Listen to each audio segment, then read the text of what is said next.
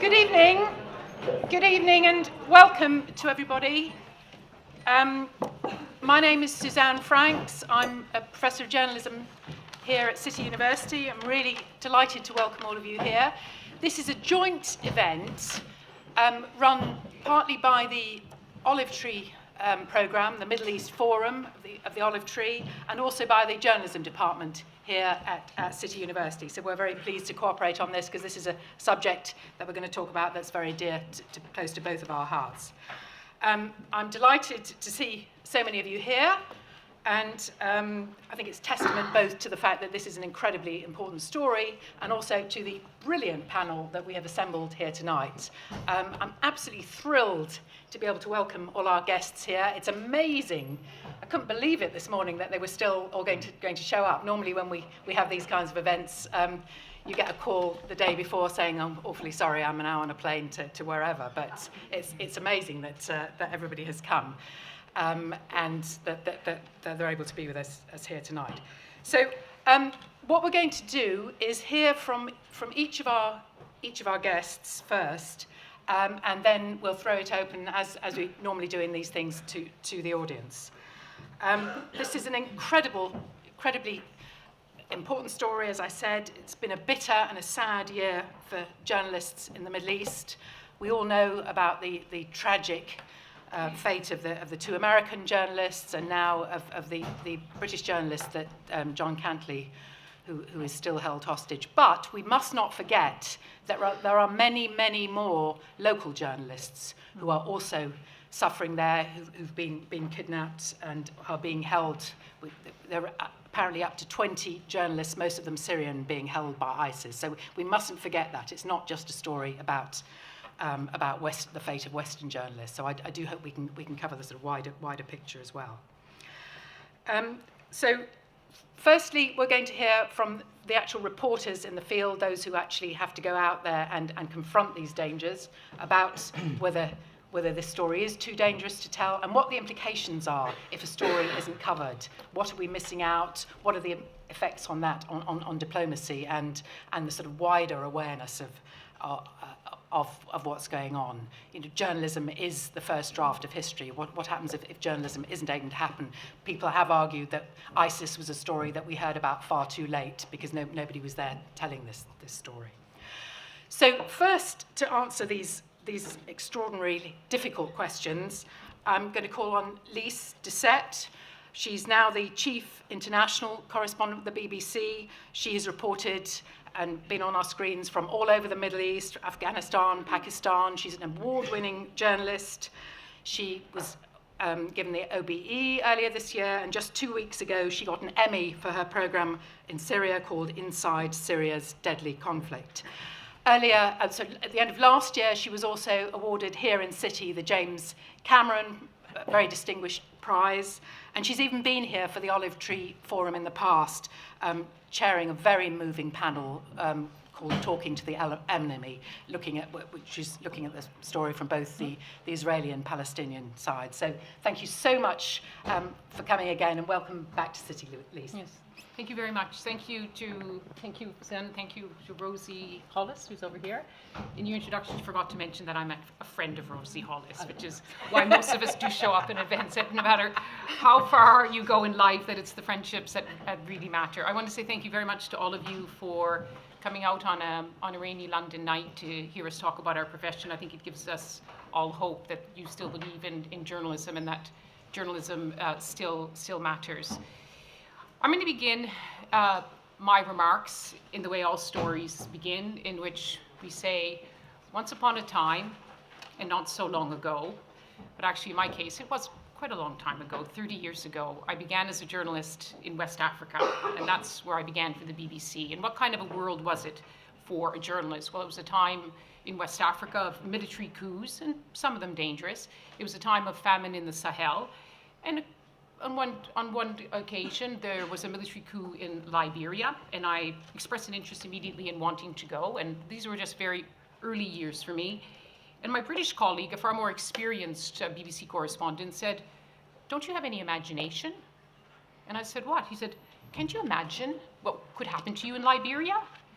And I said, no, I'm a small town girl from Canada where, good Catholic household. And no, I couldn't imagine. I couldn't imagine a world where people would lie, cheat, steal, kill each other. But of course, that is the world in which we live. And I thought about that comment a lot and wondering, well, was I putting myself at risk because I couldn't imagine all the dangers? But now we're in 2014, and how many of you here today are journalists starting out? You're studying journalism. So you're going to be where I was, because quite a lot of you, you're going to be where I was in 1983. And I'm sure a lot of you have a lot of imagination, and that's what's making you good students now, and what will make you good journalists. But in some ways, you don't need imagination anymore to be a journalist, because you've got the internet, you've got your smartphones, you've got your computer. You don't have to imagine what's happening in Liberia, Syria, Ukraine, Central African Republic. You can go on the internet, and you have no excuse. You know exactly what's happening on the ground. And more importantly to this discussion, you know what could happen to you as a journalist, but hopefully it won't happen to you. Now, when we talk about journalism, I often fall back on two principles. There's many principles in journalism, and I know those of you who are studying hear a lot about it in your classes, but there's two that I think are really important.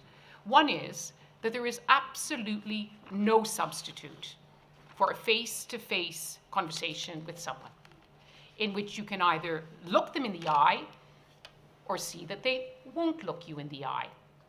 And when that conversation is taking place, hopefully it is in a place where you can feel the heat and taste the dust. That's what journalism is about. But there's a second principle, that no story is worth dying for. And what is our world today? Well, 2014 has all of what I saw in 1983 in West Africa, except much, much more of it. Political unrest, machetes, beheadings, violence, coups, wherever there is people, poverty, power, persecution, and the press. Now, I just came back from the Prix Bayou Awards for war reporting. And if you had been there, you, like me, would have been really impressed that despite all the dangers and difficulties of war reporting today, the reports that we saw, and these were the best of them, were absolutely stunning, shocking, saddening, but they told the stories that need to be told.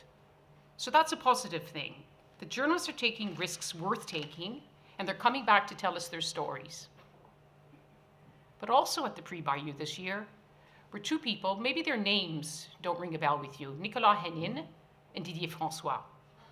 But you'll know what happened to them. They were hostages of the so-called Islamic State. And Diane and John Foley were there too. And maybe you don't know them, but you know what happened to their son, Jim. So what did that remind us at the Prix Bayou Awards this year? That there are risks we're taking, and there are places we should not go. Don't cross the border. Don't take the risks. Because those stories are stories that you won't return home for. Because it is now clear that in some parts of the world, we are no longer observers, we're no longer welcome. We are not regarded as impartial journalists. In some places, we are unwelcome visitors. In other places, we are spies, and even worse, in some, we represent possibly millions in the bank, unless, of course, you're British or American, which don't negotiate, which means, well, let's not go there. Let's hope that no one. I've had the misfortune or the fortune to spend quite a lot of time with former hostages this past week, and I have to say that any problem in my day, I think, who cares? I at least have problems in my day. I have a day. So let's go back to my two principles and put them upside down. No story is worth dying for, but nothing replaces a face-to-face conversation. But since no story is worth dying for is more important, what do we do when we can't have a face-to-face conversation? Well, I always say in journalism that nothing has changed and everything has changed. The principles of journalism remain the same, but the world of communication and the access to information is unprecedented and unparalleled. Because even though we like to believe that the journalists are the best to bear witness, there's hardly a place in the world today when something is happening that there's not someone with a smartphone, with a camera, even with a slick video, which can tell us what is happening. And what will they tell us? Well, they will give us sometimes raw footage, At other times, they will give us partial truths. And this is where we come in as journalists. Because in addition to the danger on the ground, there is an editorial danger. The danger that we will not report these stories. And there's no excuse for not reporting every story that happens in the world today. Because what do you have to do? If you can't get to the ground, you get on Skype, you get on the internet, you get smart. And you start doing what journalists have done since there was something called journalism. And that's the 5 W's: who, what, when, where, why. And that's a job that we as journalists feel we have to do, we can do. So let me revise my 2 principles. Rather than saying a face-to-face conversation is the best and no story is worth dying for, in some place today we have to say that we will try and do our very best, and in the best, most sensible, most cautious way, to get as close as possible to the truth and as close as possible to the story. But for everywhere else, we should go and tell those stories. Because after all, there's not just Damascus, Baghdad, Kiev, Bangui. There's also Paris, London, Brussels, Washington. Now, there are dangers there, but there are also stories to be told there. So never, never give up on trying to tell the stories that matter today. And even when they're too dangerous, get on with it. It's our job as journalists, and we can find a way to tell it.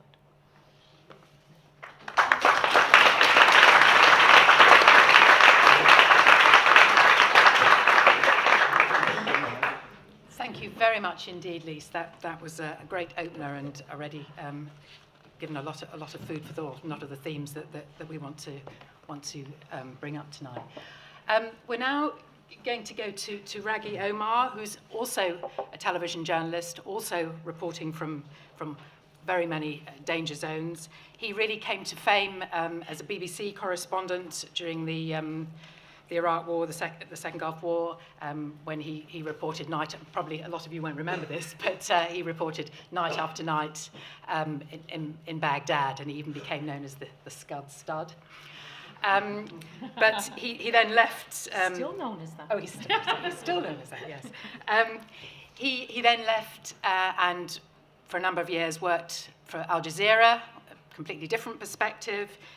He had a number of programs, one of them called the Raghi Omar Report.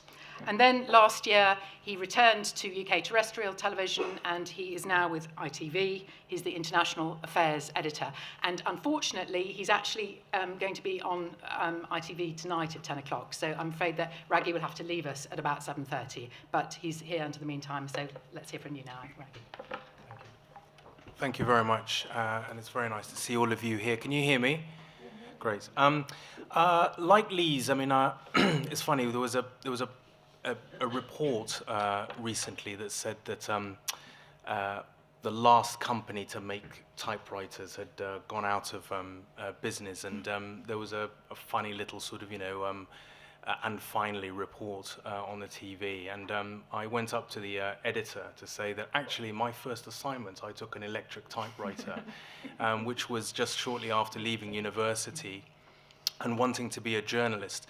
I wanted to go to Ethiopia. It was 1990. I just graduated and wanted to do journalism. This city university was one of only 2 journalism courses in the country then, if you can believe it.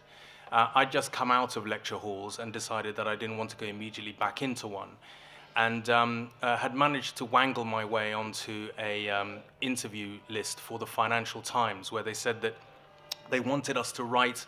I'd never done a day's journalism at university. I was, larking about too much, so I had to somehow cover this up. So the Financial Times said, write us. They wanted to sort of sort out who knew how different writing for the Financial Times was very different to just writing for any other newspaper, very different readership. And they wanted to find out if we had that sort of nous.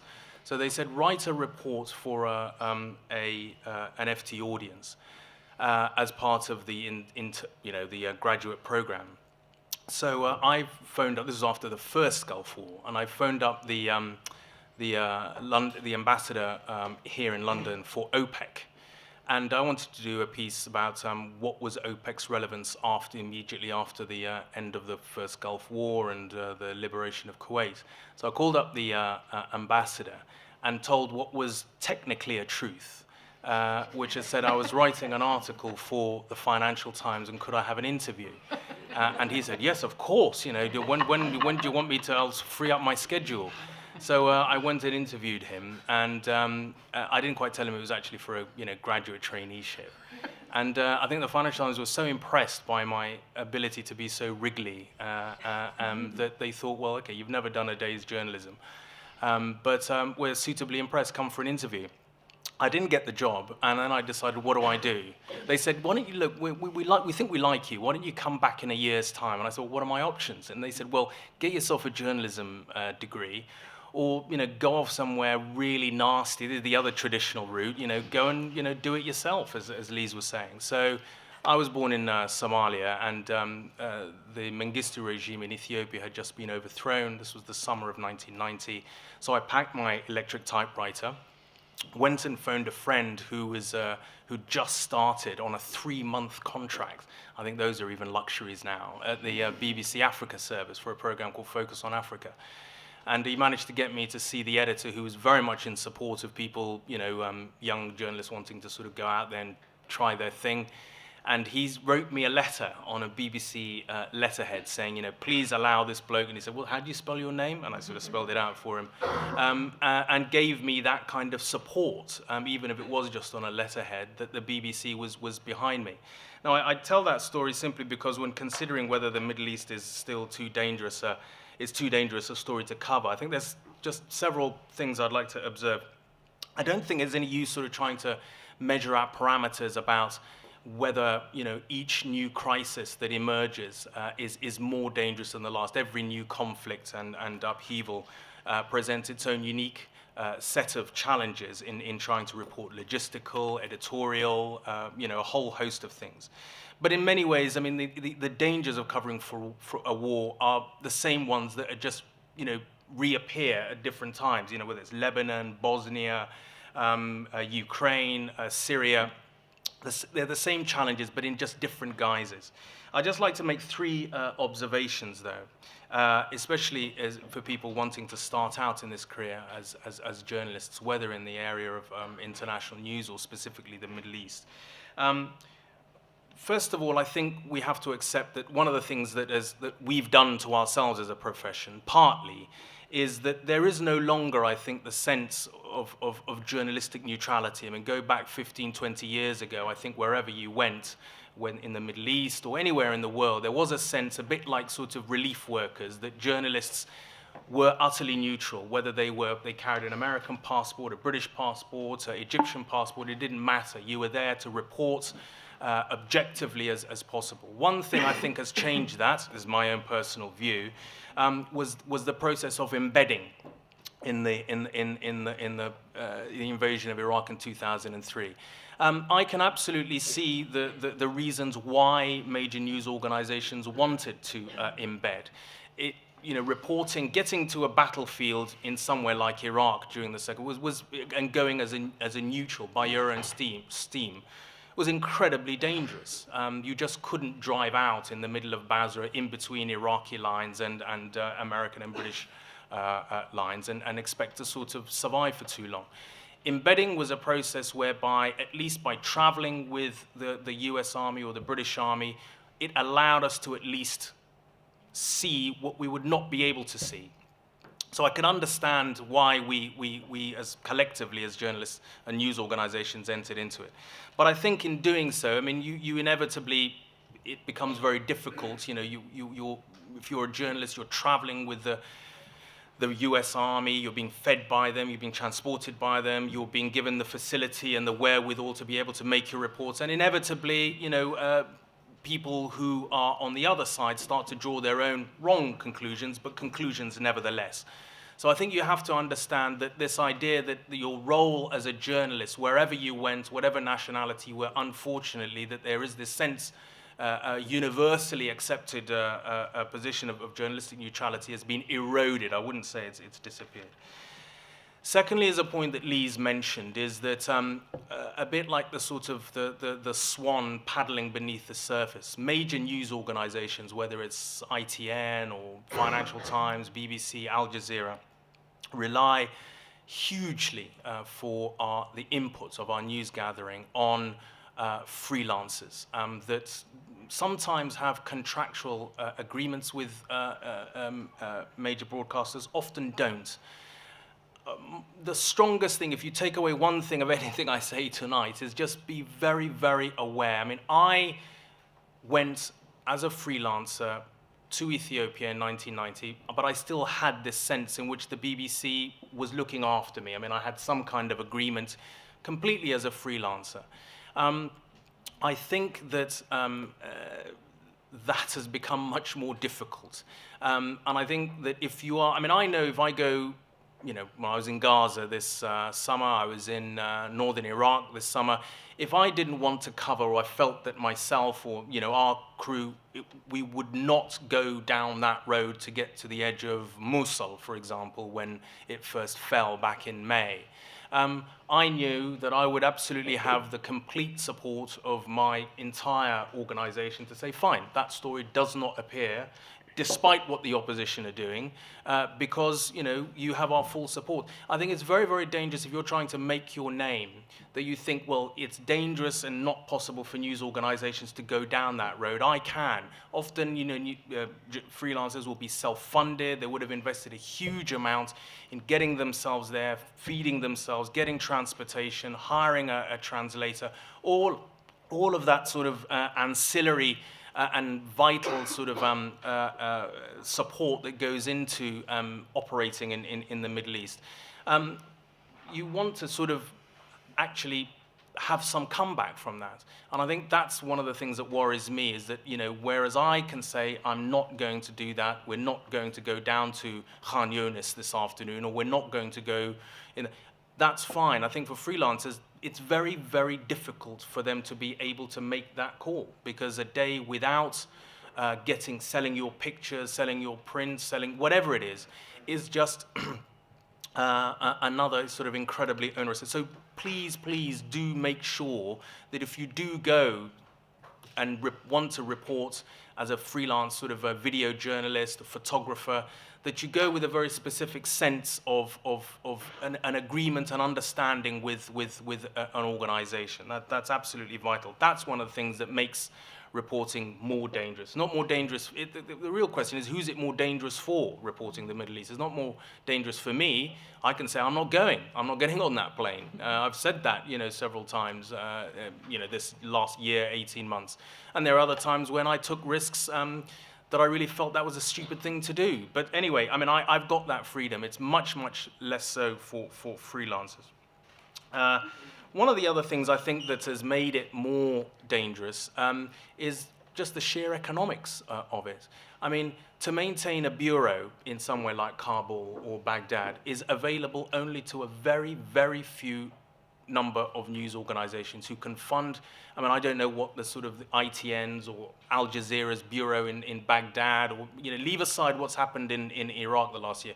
Previous to that, if you counted of all the major news organizations, apart from the wire agencies, what was their story output over a year out of Kabul, but how much did it cost in terms of insurance, in terms of hiring security guards, and do that as a costing per story, it will be many tens of thousands per minute of output. That's very, very difficult to exist in a place like Kabul or anywhere in the Middle East you'd care to name as a freelancer. Even just, you know, you no longer just need a typewriter. I mean, when I went, flak jackets didn't even exist, I don't think. I mean, whereas now, you know, buying a vest, buying a basic medical pack, all those things are provided to me by my employers. I mean, whether it was ITN or Al Jazeera before, the BBC before that. As someone who's a freelancer and wanting to cover the Middle East, you can't just turn up with, you know, just simply your, you know, cell phone and your laptop. You have to have something more, and that's the other thing that worries me, is just the sheer cost of covering the Middle East. So I don't think that covering the Middle East is necessarily any more. I think the real danger of covering the Middle East is that is only really possible by an ever-increasing narrowing band of people, which are staff correspondents or freelancers with many years sort of experience who are on contract. And it makes it very difficult for young Lees Doucetts and, you know, Kim Sen-Guptas and Raghi Omars to say, well, actually, I'm just going to, you know, drop this and just get on a plane and go to Liberia. It's a story that needs to be told. Unless you really have got, you know, a few $1,000s, you know, in your pocket, you know, equipment, video edit, you know, a MacBook Pro, you know, an HD camera. You're talking about 6, 7, 8,000. So, although, ironically, the barriers to entry of journalism have come down, the funds you need to be able to buy these things. So consider all of these things is what I'd say to you. Don't let that be anything that stops you. I've been very privileged to work in the last sort of couple of years with some fantastically gifted young journalists who did, you know, start out at the coalface and managed to get their breaks, and then went on and managed to get some kind of associations with news organizations and are now seeing their names in print and seeing themselves on air.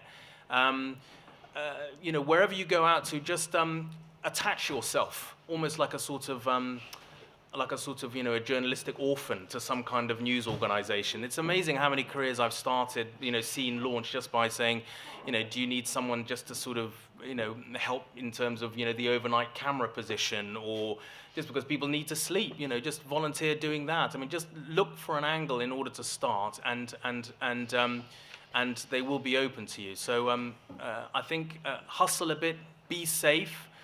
Don't go and do a story if you feel you don't have the backing or the resources to be able to do it. And always make sure that you go into a story or an assignment with some kind of relationship with a news organization. That's it. Those are the main observations.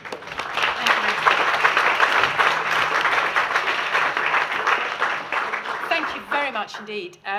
That was really interesting. It raised the whole thing about whether journalists are now players, whereas used to be neutral figures, and also lots of interesting sort of contrast between the position of freelancers and so on, which I think Hannah will address a bit more later. But before we go to a sort of view from those who are sort of taking perhaps a wider perspective on this, we have one more journalist who we're going to hear from now. Kim Sen-Gupta, of course, is a print journalist, so he is thinking about the story, he's facing challenges in a slightly different way. And also, I hope that you're going to address this whole question that if the story isn't being covered, then what are the kind of gaps that open up? Because you did a really interesting piece the other day about this so-called group called Khorasan, this even more extreme group that the Americans were talking about, and in the end turned out to be absolute nonsense. But you know, perhaps it wasn't, the nonsense was there because there was a vacuum in which the story wasn't being reported. So Kim is the defence and diplomatic correspondent of The Independent. He's been there for many, many years, hugely experienced, again, at covering conflicts all over the place, not just in the Middle East. Thank you very much. Can you hear me? Yeah. Well, Raghi was talking about how he started off with an electronic typewriter. Now, electronic typewriter for us was an aspiration. We dreamed of it. When I started off, one of my previous jobs, or I suppose I should say previous conviction, was I used to work for the Daily Mail. And Really? I know. And when I left the Mail, I liberated an old imperial typewriter, which I've still got. I'll go, if I may, I won't bore you with my left and glorious history in journalism. I'll just go very quickly on to the practicalities on the ground. Yes, Syria is the most dangerous place for journalists at the moment, certainly. We have had many colleagues killed. The latest of which, a very close personal friend, was Jim Foley, who I've known for 10 years. Steve Sotloff, I didn't know that well, although I've met him in Libya, etc. Of the two who have still been, who we can name at the moment, Peter Kasich, a very, very nice, very, very good American guy, not a journalist, who will probably be killed next. And John Cantley, and I'll get on to John Cantley in a minute as to the problem we have with freelancers. The reason Syria is so difficult is stating the obvious. both Lise and Ragioma mentioned. Raggi mentioned the aspect of neutrality. Lise said we are seen as enemies, spies even, and that is the case. I've been to Syria about half a dozen times with the rebels, and I haven't never been given a government visa, so I don't know what it's like from the Damascus side. And certainly in those half dozen times I have been, the attitude towards me and other journalists have changed significantly. And the last time I went, which was many months ago, it was quite unnerving. Even the guys I was with, who are, well, they're not secular, none of them are secular, but they were moderate, and they're quite tough. You know, they had the largest Katiba, the largest battalion in the battle for Aleppo. They came from a place called Al-Bab, and even they insisted that we don't stay in one place more than 2 nights. And then when I was there in Al-Bab, ISIS stormed Al-Bab. So it is very, very difficult on the ground, especially as the people you depend on, i.e. the less extremist rebel groups, are taking a hammering from ISIS and Jabhat al-Nusra, as well as the regime. And so the people you can go with, the people you can trust, and who can, to an extent, protect you, are getting fewer and fewer. Now we'll see what happens after the current bombing with ISIS, etc., and al-Nusra. But at the moment, we haven't got much objective reporting out of certainly the opposition-held parts of Syria. Could say that no reporting has ever been objective. But you know, the problem we have at the moment is that all we are getting are stuff from the activists, and some of them, you know, we know, and you know, some of them are very brave and very good guys. But what they're not is neutral. So what you are getting, you know, is material which is totally understandably biased. I haven't been back in Syria for about 5-6 months. The last time I went, 5 months, things just went badly wrong, and I don't think it's worth going back now. But there have been, you know, some good reporting. Vice News, I don't know if you've heard of Vice News. They did a couple of programs recently. Well, they're embedded, and I take on board everything Raggi says about being embedded. I've been embedded many times with American, British forces, and the Israelis, for that matter, in various places. It's a very imperfect way to report. Now, Vice News were effectively embedded in one situation with ISIS in Raqqa, and with, I think, the Ansar al-Sham in Aleppo. But that was the only way, you know, anyone, certainly TV-wise, could get access, and it was, you know, quite interesting, you know, quite fascinating as to what came out. Although I ran into one of the Vice News guys in Ukraine, and he can't go back there again because they have now got his name on a list. So we have got a vacuum in certainly the rebel-held parts of Syria at the moment. We don't really know what's going on, and that's something is obviously not right. And we're trying to go back in there, but there are lots of obstacles at the moment, which I shall not bore you with. Going on to freelancers very quickly, Raggi pointed out that, you know, one traditional way of making a mark, if you wanted to be a foreign correspondent, was to go to somewhere where there was a war on. You know, there's a generation who went to the Balkans, for example. You know, people went to the Middle East. Now that is certainly not possible now in Syria, and it became, I don't know, well, at least Raggi thought, but I thought that would also become impossible in Iraq, in Baghdad, from say 2004 to about 2008-9, you know, mainly because it was just so violent. Now, getting on to freelancers, and John Cantley's name was mentioned, and I'll give you an example. We stopped using freelancers reporting from Syria after John, and the situation, I'll recap very quickly, was in the summer of 2012, we were all going to go on our way to Aleppo, and when I arrived in a place called Antakya in the Turkish border, I was being asked what's happened to the independent journalist who has been kidnapped. I wasn't aware of one, but John, before he had gone out to Turkey on his way to Syria, had been to various newspapers, Sunday Times, Guardian, Independent, and offered his services, and they've all said yes. Now, for whatever reason, John, when he was there, said he was a freelance for the Independent. So we got caught up in his first kidnapping, which was in 2012, and I was in Aleppo. I played no part in freeing him, but some guys I knew played a small part. And then John wanted to go back again later that year, and had a long chat with him, and I had my own views about whether he should go back or not, but he was at the end of the day, he's a freelance, and he had a living to make, and he went back, and then he went with Jim, and we know what happened after that. And let's we can all only hope that John will come out of this alive. Now, as Lise points out, there are other places you can go to.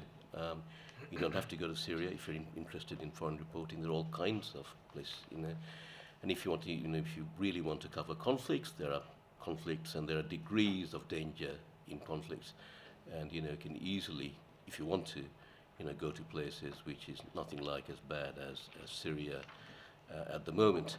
But a bit of preparation in wherever you go to would be useful. I think of one incident in Donetsk, it was Donetsk in Ukraine, when John Lee Anderson from the New Yorker, who's a friend of mine, phoned me up and said, "Can you come and meet this guy? He had been held for a while by the People's Republic of Donetsk as a spy, and he had been freed thanks to the efforts of John and a few others. And it's an American guy from Pittsburgh, and he had turned up in Ukraine wanting to be a print journalist.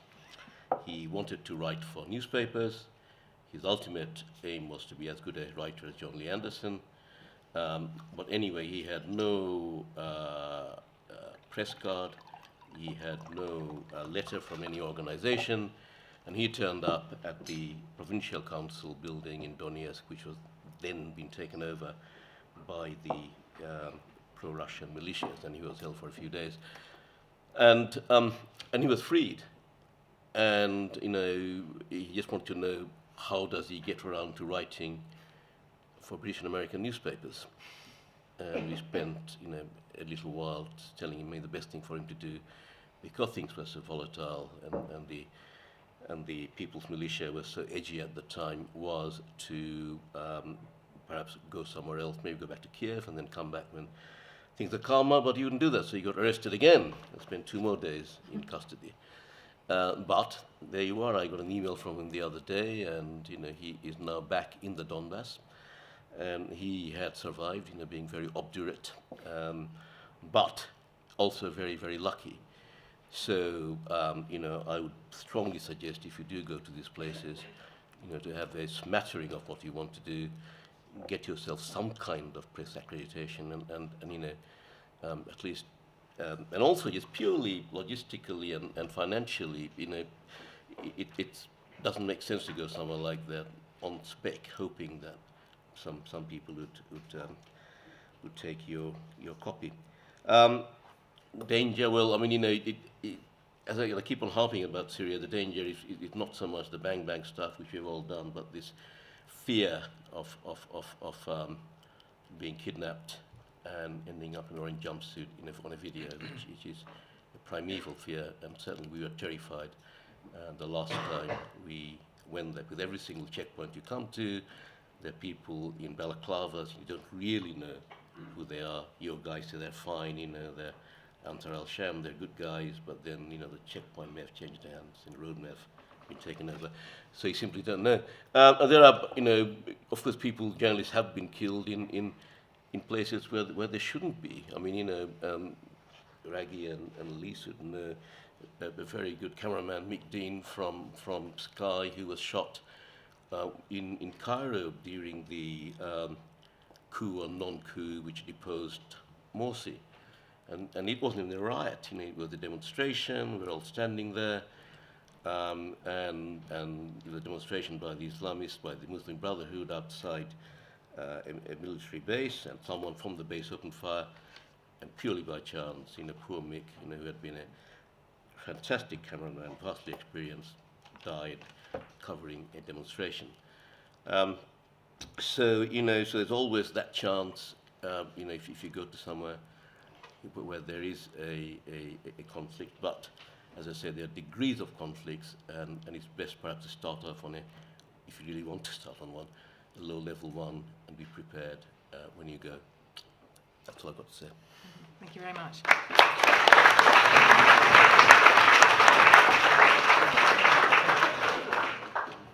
So, having heard from the three journalists and lots of interesting information, tips, warnings, stories there, our remaining two panellists are going to take a slightly different perspective on this.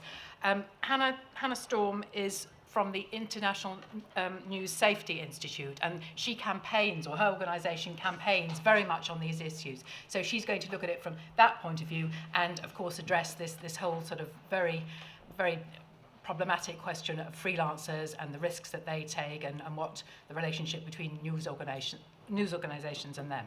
So let's hear now from Hannah.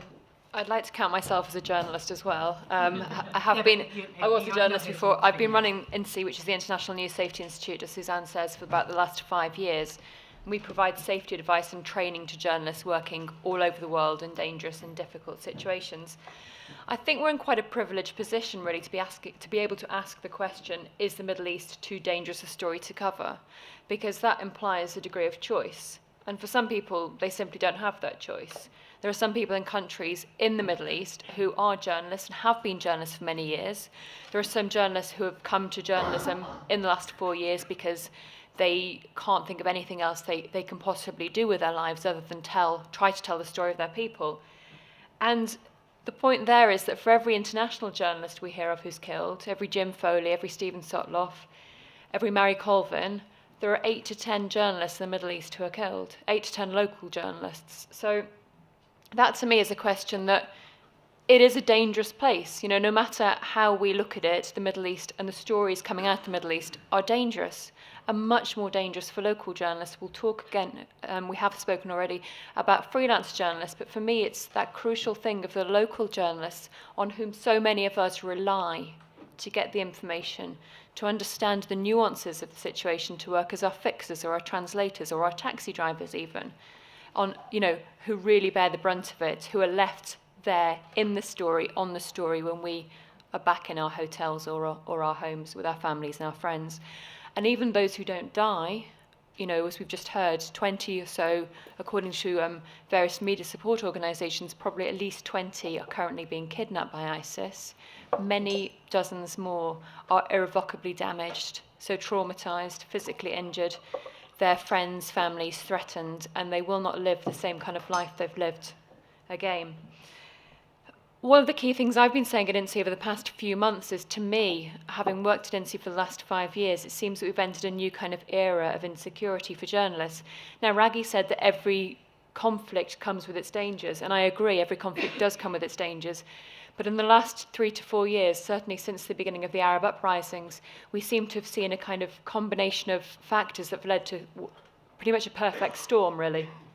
And I just want to kind of run through some of those factors, and my colleagues have mentioned some of them already, but those perfect factors seem to have led to this perfect storm of factors seem to have led to a kind of a monumental insecurity in terms of the situation for journalists. And the first one has been touched on, and it's the situation of the economy, so the economy of news. And that isn't two factors I see related to that. One is these job cuts that we've seen. We've seen bureaus cut, as Raggy mentioned, across the Middle East, across most of the world, in fact, by major news organisations. So there are fewer people on the ground covering the story day in, day out. And that's purely an economic situation. But it also means that when a story necessitates being told, according to international organisations, and they're parachuting people in, there's potentially more of a danger there because they haven't got the real boots on the ground, although we do have a very, very strong network of fixers, as we say, freelancers, local journalists as well, but it puts more pressure on them too. The other element of that economy is that there are fewer jobs out there for people like you. The majority of you who are journalism students there are fewer jobs out there for you to enter into, and therefore potentially there's more of a temptation or more of an aspiration on the parts of some people to want to try and make it themselves. I'll come on to that in a moment, but the kind of freelance, if I can't get a job as a journalist, having put myself through this, having put myself through college for this many years, you know, if I can't get a job in a news organisation, well, shall I go and cut my teeth somewhere? I would argue no, but I'll come to that in a moment. The other thing is, and we've heard different kind of elements of this, is the cost of technology. I was a freelance journalist about 10, 12 years ago for the BBC, mainly in South America, but in places like Haiti as well. And for me, it was quite expensive, bringing together all the different elements of technology that I needed to be a journalist, plus all of the kit as well, so the flak jackets and the helmets and the training and all that stuff. It is slightly cheaper nowadays to do that. So effectively, you can be a journalist with just your iPhone.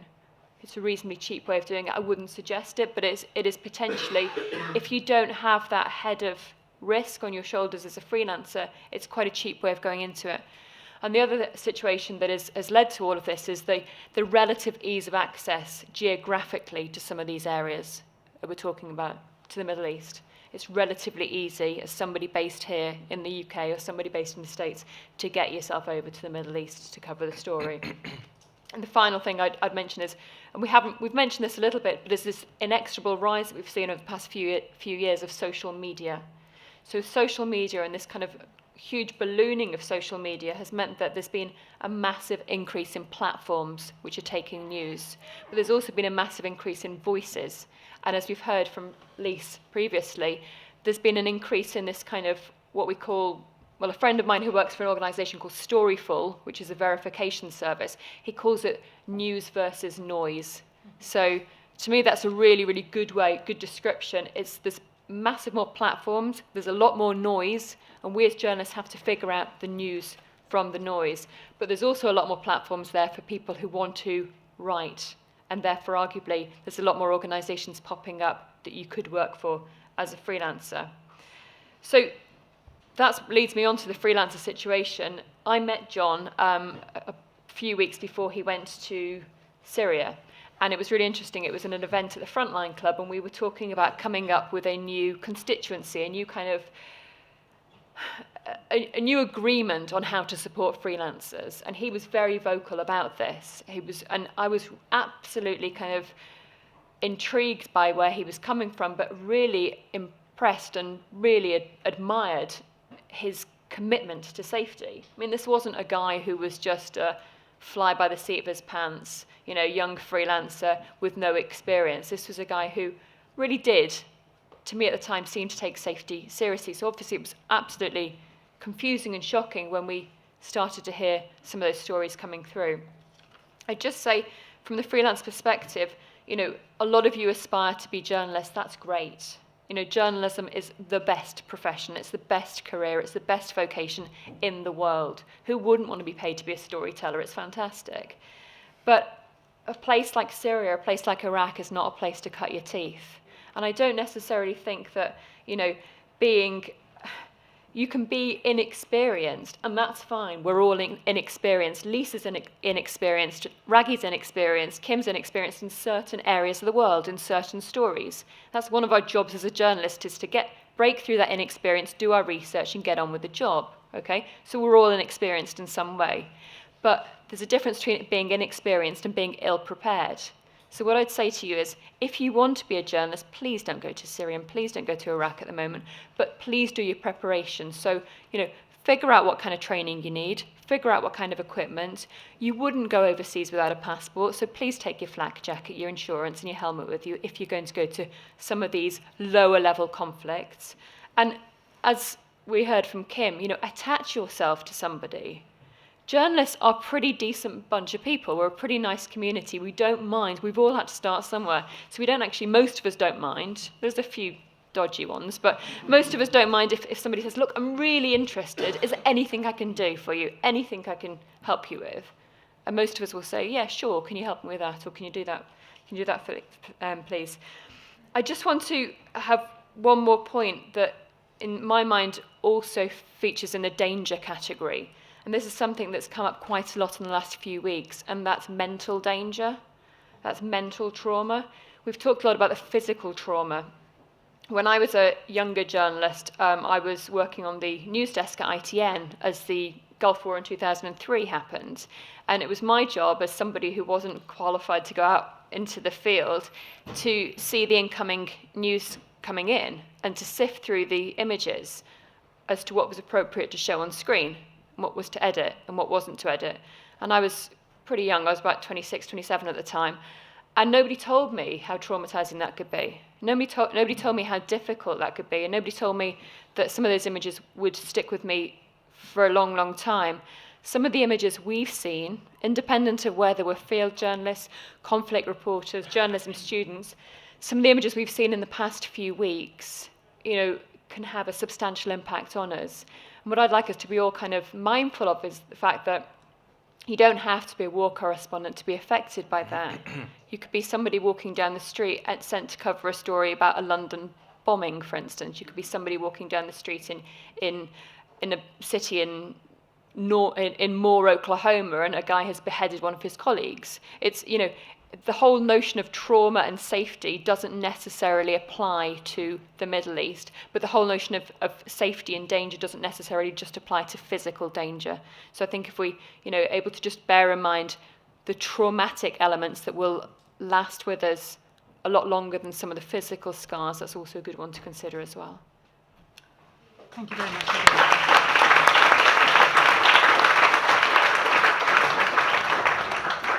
Thank you very much, Hannah, and also for introducing some of the sort of other parameters and other considerations that we do need to think about. So finally, now we're going to hear from Andrew Roy, who is the foreign editor of the BBC. He's the former head of BBC World News. He was one time a bureau chief in Brussels and in Washington. But he has a different perspective on this because he is the person ultimately who is responsible for sending people like Lise and so on out into the field. So he has to make a lot of these sort of balancing judgments and considerations. He has to say yes and sometimes, well, probably a lot of the time, say no. So it's really interesting to hear from his side of the story what exactly the considerations he has in whether or not these are stories that we're telling and how we should be making these judgments. The discussion slightly veered off towards the fact that we're clearly all sitting here thinking that all of you are about to get on a bus and go to Heathrow and fly to Syria and become freelance journalists. A lot of people have told you don't do that. We all got a start in journalism somewhere. It wasn't in an active war zone. It's often city council meetings and things like that. I really wouldn't recommend at the end of Friday's lectures deciding to go for it because my view's slightly different. I take a little bit of what Lise says, which is that you need to be there to report a story properly. So the principle is that nowhere is off limits. But the reality is that from my position, I do a lot of assessment about risk versus reward, a huge amount of assessment of that. The risk side, no story is worth dying for, no story is worth being injured or kidnapped or arrested for. And nowadays, the risks of any of those things happening to you and them becoming major life-changing events has gone up enormously. So on Friday, it's 300 days since colleagues from Al Jazeera were arrested in Cairo. It's coming up to a one-year anniversary for those journalists. So it's not just the physical risks of war zones, it's not just the physical risks of kidnap, it's the antipathy towards us that is growing in certain regimes, which talks to the point about us no longer being seen as objective. The risks that we have to analyze on any given deployment are just enormous, and we take a lot of care about them, and we do turn down a lot more deployments than we go on. But journalists are resourceful. You say no, and it's their job to find a way to make you say yes. So they go away and come up with other ways to tell the story. That's what we're supposed to do. You're never supposed to take no for an answer. And it's the same within organisations. So whilst one route of covering a story might be too dangerous, people immediately start looking for another route to cover that story. And that's what drives us, making sure that we can tell the stories, and you can only tell the story if you come back and tell the story. You know, getting caught, getting kidnapped, getting killed is not going to tell the story. You're going to become the story, and that's not really what it's all about. The idea about reward, from my perspective as a foreign editor of a pretty big organisation, it's extremely complicated. Every story has some rewards. It depends on which sort of story we're talking about, whether it's television, whether it's radio, whether it's online, whether it's a package on a news bulletin, whether it's a documentary. The risks that you're willing to take over a shorter period of time, over a longer period of time, versus the reward of maybe being first, or maybe doing something in depth, or maybe getting an interview that nobody's got that is somehow illuminating. All of those things go into what we decide we want to send our teams to do. And again, it's not just the simple things about, you know, is someone going to be killed, is someone going to be kidnapped? There's a lot at stake around risk on certain stories. There's reputational risk for doing something, there's reputational risk for not being seen to do something. So if you're trying to be objective on a story, making sure that you add up all of those risks goes into a lot of the decisions we make. So for instance, we were looking at going to Libya. We can't really go to one part of Libya and not go to another part of Libya, because that way our story would be unbalanced. One part of Libya is a hell of a lot more dangerous to go to than the other part. So again, what do we do? How do we cover that story? What's a way that we can do it safely and do it in a way where our reputation is not damaged by doing it poorly? Planning is the big thing that keeps people safe. We spend days, sometimes weeks, planning stories, but we have the luxury of doing it in the BBC. Our colleagues in other major news organisations also spend a hell of a lot of time planning, getting as much information as you possibly can, because that will keep you safe. It will tell you which roads you can go down, and that could be changing moment by moment. It can tell you which katibas you can trust because they want to bring you back alive. All of that is reliant on our relationship with local journalists. It's reliant on the expertise we've got within our organisations, and it's also reliant on trusting your journalists. And that's the other big thing. Experienced journalists know they can say no, and aren't afraid to say no. It's the ones who want to push things a little bit further that make everybody in the team a little bit more nervous. And more, we are having teams in the field make decisions not to go further on a story.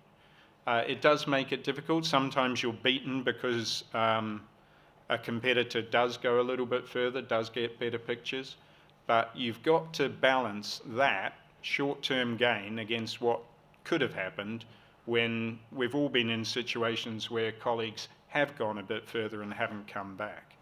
So it is quite, it's sometimes very difficult to be standing in front of an editor of a program and telling him we decided not to go down a road but our competitors did.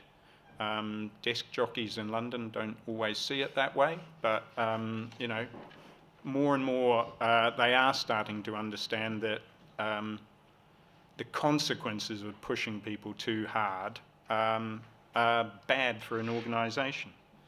The acceptance of risk also fluctuates. So at the moment, there are very, very few organisations that are willing to go into the rebel-occupied parts of Syria, because the price on the head of a Westerner or a Western journalist is just astronomical. It is extraordinarily dangerous and difficult. That'll change. That will ebb and flow. We've had people who have gone in over the past year. There have been periods of 3 or 4 months where they wouldn't go in because ISIS were particularly close to where they were heading. They moved away. We decided the area was safe. They went in quickly and came out again. We will be back in rebel-occupied parts of Syria. Don't know when, but we will be back there at some stage. But between now and then, our aim is to find our own way to say that we won't accept no for an answer from the people who are controlling those parts of the country, that we try to find other ways to tell the story about what's happening in the areas they control and which they've shut journalists out of by making it too dangerous for us to work there. So that's the other bit that, please don't get on the bus and go to Heathrow. But the other thing I would say is, if you are pushing a story to any editor, never ever accept no from the editor. Find a way to get them to say yes to the story, but please find a way to do it safely. Thank you very much.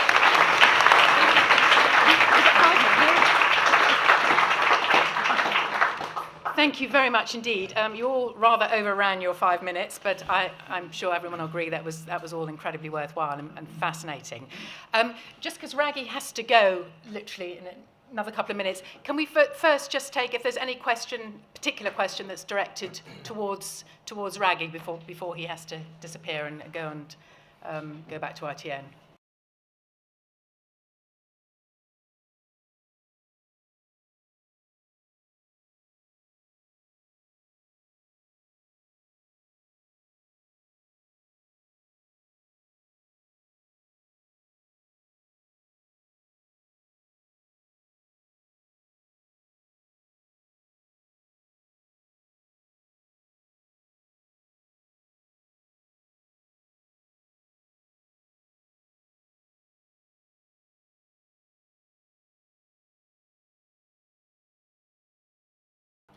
That's a very good question, because inevitably, I mean, not just in that scenario, but in any other scenario, it's just normal human nature. If the people you're spending a lot of time with and you're under fire with and you're traveling around with, there's normal human bonds of empathy that do arise. I mean, you can't just sort of cut yourself in half and say that's the journalistic side and that's the human side.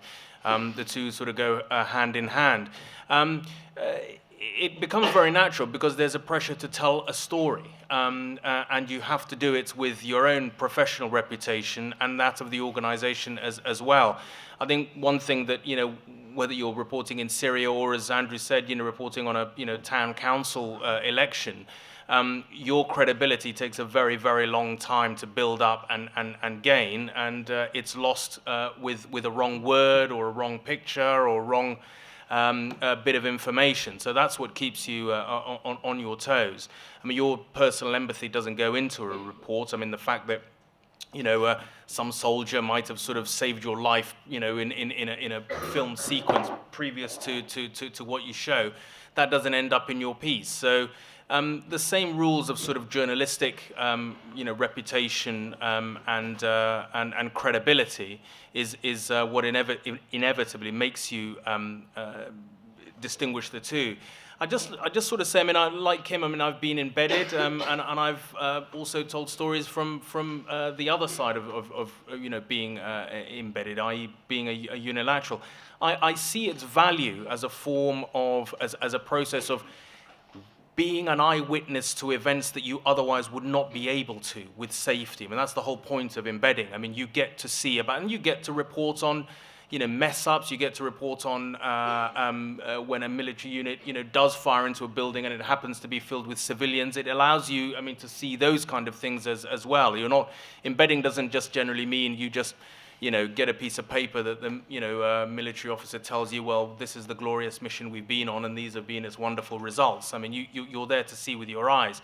But ultimately, I mean, my conclusion is that it comes with a downside, which is ultimately embedding is a form of information control. I mean, if you want to spend more time in a village where X-army has been, you haven't got that luxury. If they're saying, we got to go now, you have to go. So you don't have time to sort of talk to villagers or talk to whoever to say, well, actually, this is the version I've been given. I mean, what was it actually like? I mean, if you've got to go, you've got to go. So there is that trade-off. But as I say, I've been embedded, and I've also not been embedded. So as long as you one goes into it with those eyes, with your eyes open, that this is a system that is there, not, built, not allow, it's not built around the aim of allowing you to do your job 100%, but it does allow you to do something of a job, and I think that's important. Thank you very much indeed. I'm sorry, so you have to go now. But Andrew, it was just one thing. Let's not just assume that embedding means you're with the British or American Army. If you go into parts of Syria with rebel groups, you're embedded with them. They're taking you in. You're responsible. They're responsible for keeping you alive. They give you food. They give you transport. They get you out again. So if you're a proper journalist, whoever you're embedded with, whether it's a katiba or a battalion, you should be still doing your job and questioning everything they're telling you. So don't think that embedding with one side or other of a war somehow means you lose all sense of objectivity. You absolutely shouldn't, because you're there to report both sides of the conflict. You might be stuck on one side of it for the moment, and you can only see what the people you're with let you see, but your job is to make sure you get that across to your audience. This is only one side of it that I'm showing you. So whether you're embedded with the rebels or embedded with the army that's fighting them, you've still got to make sure that you stay separate from them. Just one other thing before I go, because it's just an important point about kidnapping and so forth. And this has been around for quite a while, really, since Iraq 2004, end of 2003, 2004. You strike up a very close relationship with colleagues that you work with as fixers, as translators. How many times our health and safety and well-being has been rescued because of them. I mean, one couldn't count. But there is a certain point that, and I think sometimes, I'm speaking for myself, one loses sight of this. You work with people over many years. They've taken so many risks. They're Iraqi, they're Tunisian, they're Afghan, whichever nationality. They are often the sole breadwinners for 30, 40, 50 people. They're, the money they earn as a translator for you, over $60, $70, $80, pays for cataract operations, puts other family members through schooling, etc. There's a huge sort of investment that goes into the so-called local staff. It is inevitable, and this has happened, that sometimes you are in certain scenarios that you are effectively, and I'm not saying this is by any means how many kidnappings have happened, a few that I know have, that you become a large, $300,000 walking wallet, and there is a, and it was quite clear, quite early on in Iraq, that there was a sort of a trade in Western journalists being taken hostage. I'm not saying that people are betrayed by the translators or whatever they work with. Quite reverse. I mean, they are an absolute lifeblood of international news reporting. But sometimes those, when you were talking about one's relationships, it's not just with military. I mean, those lines do become blurred, and sometimes for the wrong reasons, but for perfectly understandable reasons in other situations too. Thanks very much. Thank you. But Raggy, you didn't mention that when you were kidnapped a long time ago. He was taken hostage in Yemen, and the beauty of surviving a hostage-taking situation is that you can somehow look back on to find the humor in it. And he and his producer Robin Barnwell were put on trial for charges, and the charges against Robin were dressing like a woman. He survived that. And I've tried him in absentia. Thank you so much. Thank you.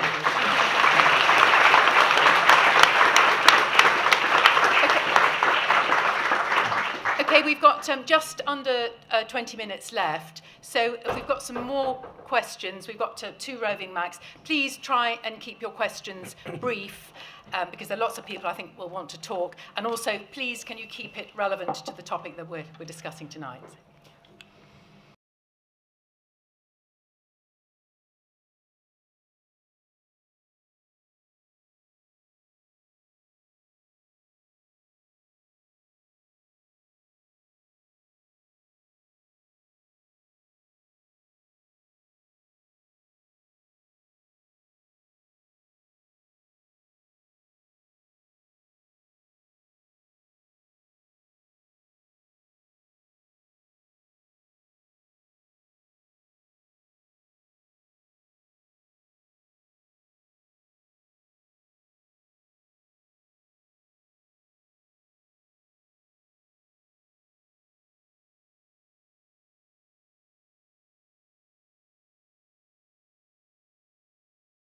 No, it's not BBC not allowed to do that. My advice is I wouldn't be going to Syria dealing with real estate at the moment. I just really wouldn't.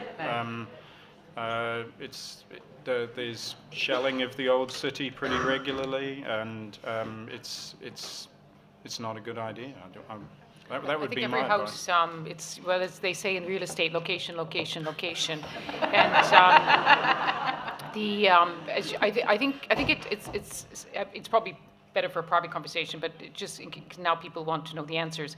I think it's safe to go into the old city. You take a risk, but I think it's a reasonable risk worth taking. As you know, some properties have been taken over by people, and we have a friend whose property has been taken over. So the same principle applies. Just do some research, because it may be that your place is still there and nobody has gone into it. And if they haven't, yeah, and if it's someone related to a certain group which has taken the law into his or her own hands, then it will be hard right now. But there's no harm in going to see. And did you say it's unsafe to stay in the old city? No, it's fine to see. We've got drinks afterwards, so you're very welcome to pursue your real it's fine estate to go. afterwards. Yes. Okay, right. You there? Yes?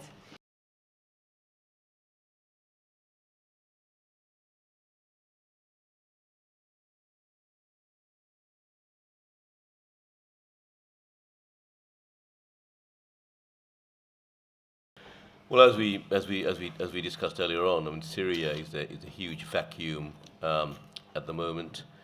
I mean, we have had people go in with the regime, but certainly on the rebel side, and I was the last one there, and I have not been, well, no one else is prepared to go at the moment, but we haven't had anyone, for example, covering what's going on in Aleppo or Idlib at all. So that's a huge vacuum which needs to be addressed, which hopefully we will do. And the other thing is more prosaic, really, which is that the foreign desks tend to have the attention span of a 5-year-old, basically. Ooh. So only newspapers. Absolutely no offence. And one thing we do not do, certainly as newspapers, certainly at the Independent, we do not revisit places often enough. I'd love to go back to find out what's happening in Mali, for example, where I spent the best part of a month. I think we need to go back to Gaza fairly soon, and until the recent. The recent thing with ISIS, people haven't really been back to Iraq for a long time as well. So these are things we should really look at. But then it's a question of funds, of the demands made by demands from breaking stories. Lisa, what stories do you want? Well, there's another important principle in journalism, and that's holding people to account, whether they're elected or whether they take power unto themselves. And if it was possible, both in terms of reaching a place and getting permission, both from editors and the people you'd want to interview, I would really like, without giving oxygen to people who carry out vile acts and whose acts are violation of every single humanitarian law that we know about, why do they do? Why do the Taliban do what they do? Why does ICE, Islamic State, so-called, do what it do? Why do all these groups kidnap, kill, torture, destroy? I'd like to hear from them. And sometimes we say in journalism the questions are more interesting than the answers. And I would like some of these people to be held accountable. Some of them have to be accountable someday in a court of law. But right now they should be held accountable by journalists. But in a lot of cases it's simply not possible. So, Andrew, are you okay about going and asking ISIS those questions? Yeah, if we can do it safely. Yeah. That's the thing. In principle, nothing's off limits. You just have to measure up the risks and rewards. And somebody will, at some point, ISIS will do interviews. We're talking to some of their people on social media and things now. The Taliban, Lisa's interviewed them, others have interviewed them. There was a panorama just last night. So we do need to hold these people to account. I also, this is a little bit boring, but who pays for all of this? That's the other thing that we've been trying to work on, and that's just utterly opaque. And if there was some way we could find out where the money comes from, how this all gets funded, who's doing it, who's behind it, that would be really interesting as well. I was in Baghdad a couple of months ago, and somebody quoted that a car bomb is $500,000. Because you've got to get that explosives to Iraq, you've got to, the car's the smallest part of it.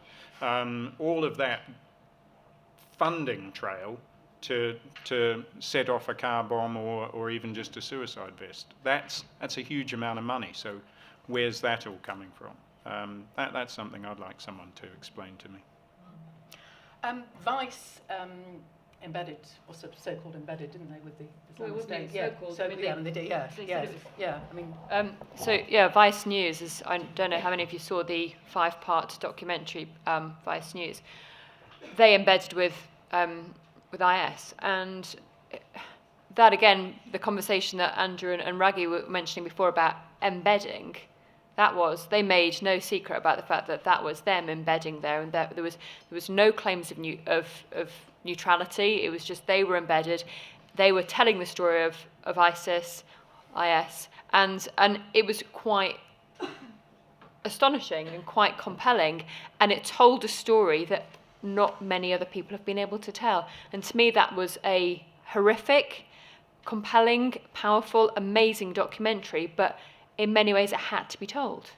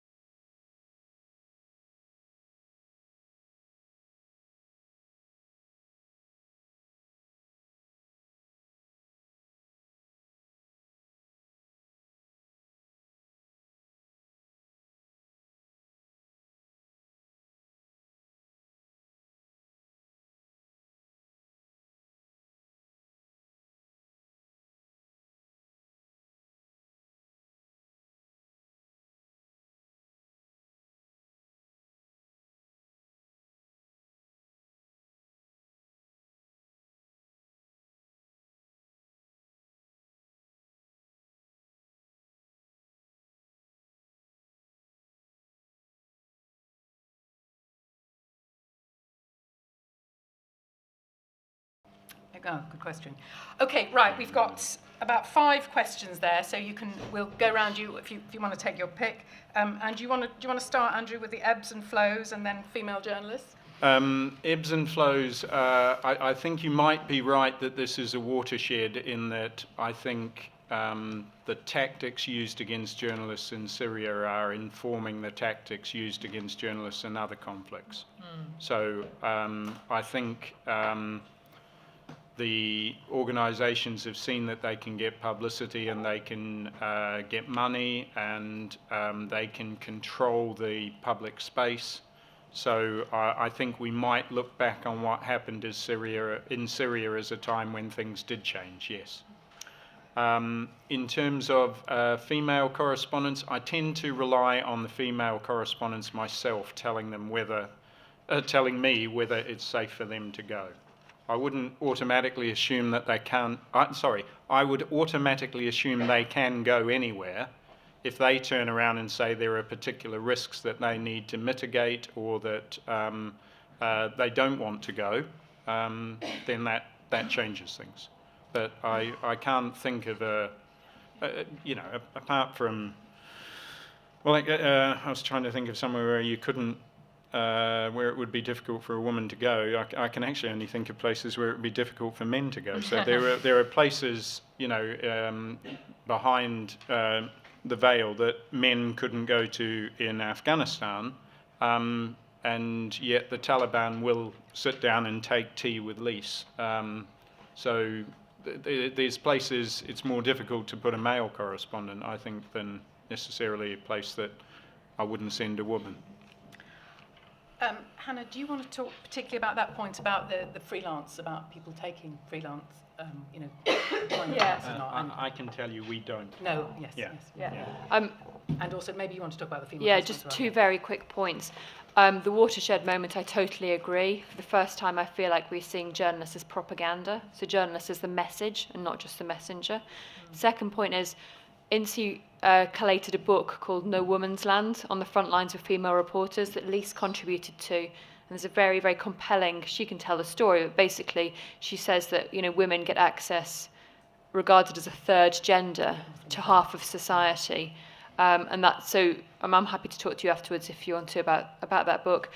Thirdly, on the freelancers, most international news organisations worth their salt, I suppose, have said for quite a while now, we will not take work that is not commissioned from freelancers, because if we do, it runs the risk of encouraging people to take dangers that we are not prepared for our own employees to take. So AFP was one of the most recent ones a few weeks back, but pretty much for the last couple of years, Sunday Times started a couple of years ago saying it. It's very important that these major news organisations show that they have a duty of care and responsibility as they are doing. And also maintain solidarity, that they don't break ranks. Yeah, I suppose, yeah. Kim, do you want to answer the question about entry routes as well, and also possibly about freelancers? Or? Well, when freelancers, it's the decision by the independent and dare I say other news organizations not to use freelancers isn't obviously entirely altruistic. There's self-interest involved because they will be held liable.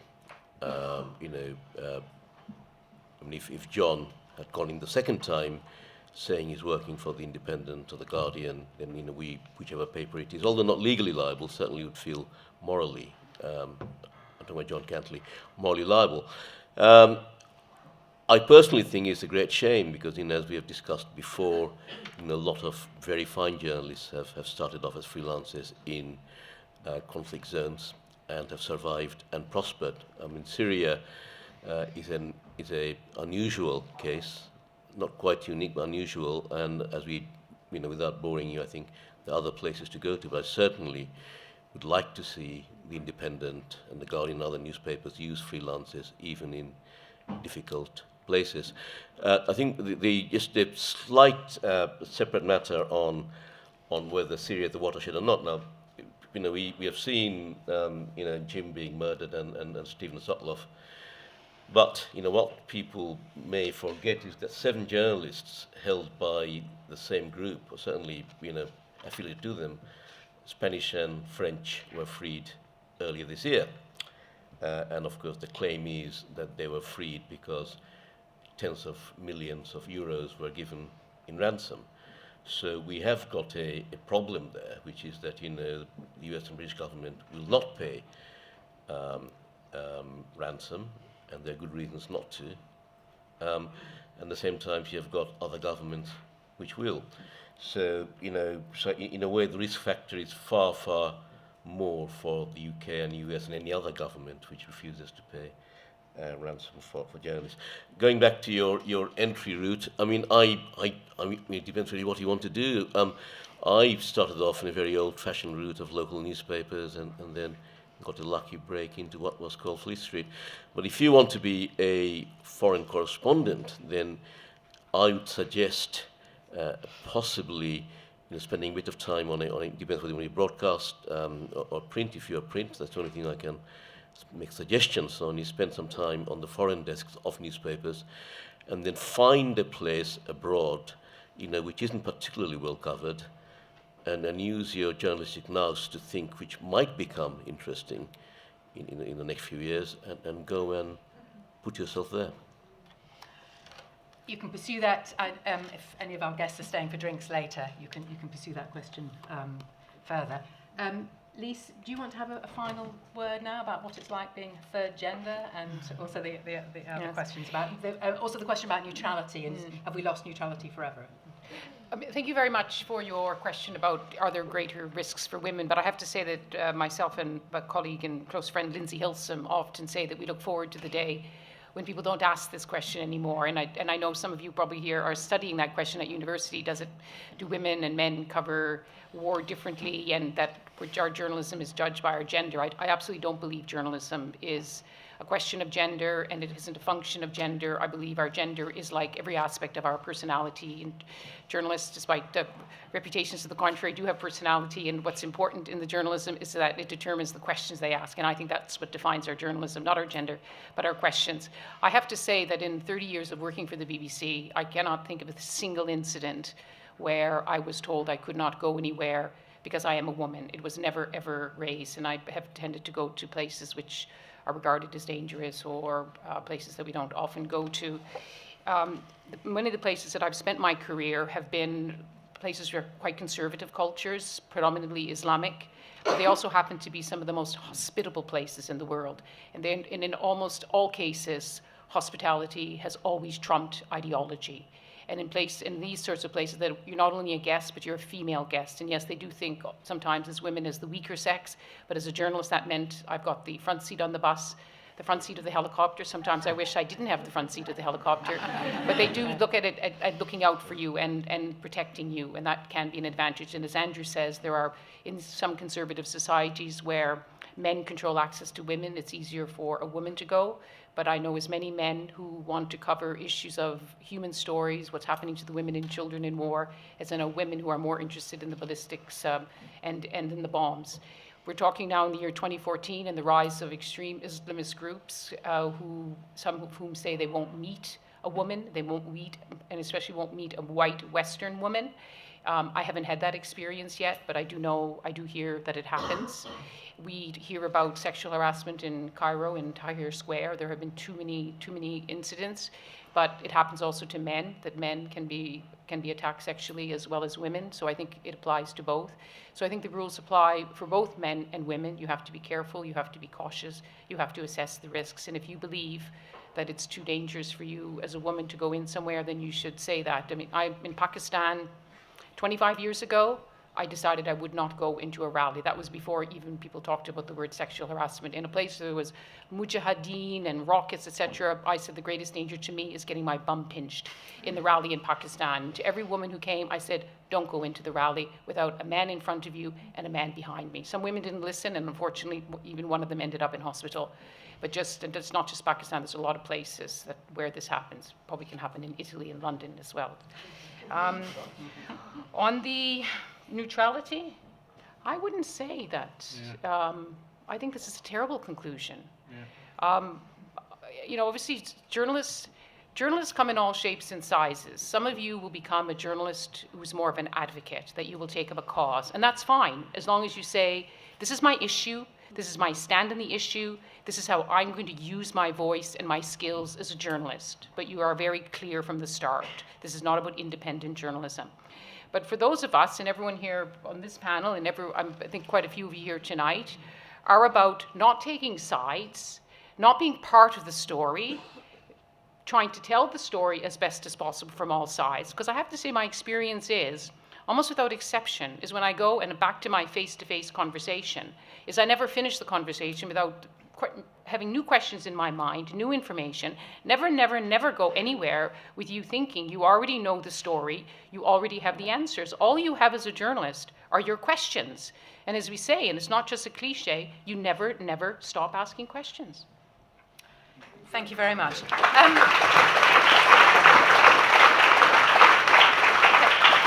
Sorry, we've just about run out of time. I've got two more things to say.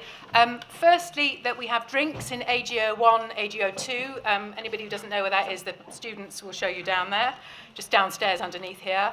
And also, the next Middle East Forum, Olive Tree Middle East Forum, is the Crisis on Turkey's Southern Borders. And that is going to be on the 25th of November, also with a great cast. So please, will you join me in thanking a great panel one more time.